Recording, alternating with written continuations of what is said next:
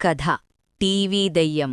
ఒక చిన్న పల్లెటూర్లో బంటు అనే అల్లరి పిల్లాడు ఉండేవాడు. ఎప్పుడూ కొత్త కొత్త పనులు చేసి అందర్నీ ఆశ్చర్యపరుస్తూ ఉండేవాడు. ఒక రాత్రి గట్టిగా వర్షం పడుతోంది. ఉరుములు మెరుపులు ఆకాశాన్ని చీల్చేస్తున్నాయి. ఇంట్లో ఉన్నవాళ్లంతా నిద్రలోకి జారిపోయారు. కాని బంటుకి మాత్రం నిద్ర రావడం లేదు. హాల్లో కూర్చుని చిప్స్ తింటూ ఉండగా మూలన ఉన్న పాత టీవీ ఒక్కసారిగా జూయీ అంటూ వెలిగింది.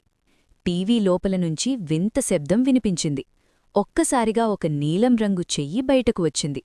వెంటనే ఒక భయంకరమైన ముఖం బయటికి చూసింది. హహ్హహ్హా, నిన్ను నా టీవీలోకి లాగేస్తా. అందరూ అయితే భయపడేవారు, కాని బంటు మాత్రం గట్టిగా నవ్వేశాడు. అరే, కొత్త మోడల్ 5D టీవీ అనుకుంటా, ఎంత రియలిస్టిక్గా ఉందో. దెయ్యం షాకైంది.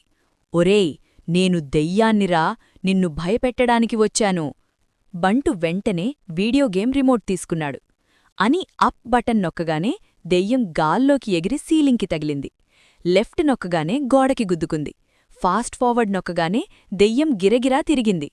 ఆపు బాబోయ్, నాకు వాంతులొస్తున్నాయి, నేను వెళ్ళిపోతాను. దెయ్యం టీవీలోకి వెళ్లబోతుండగా బంటు పాజ్ బటన్ నొక్కాడు. దెయ్యం సగం బయట సగం లోపల చిక్కుకుపోయింది. చివరికి బంటు నవ్వుతూ దెయ్యాన్ని వదిలేశాడు. ఇకనుంచి ఏ పిల్లాడినీ భయపెట్టను సామీ.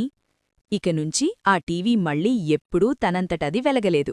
నీతి: ధైర్యంగా ఆలోచిస్తే భయం కూడా ఆటగా మారుతుంది.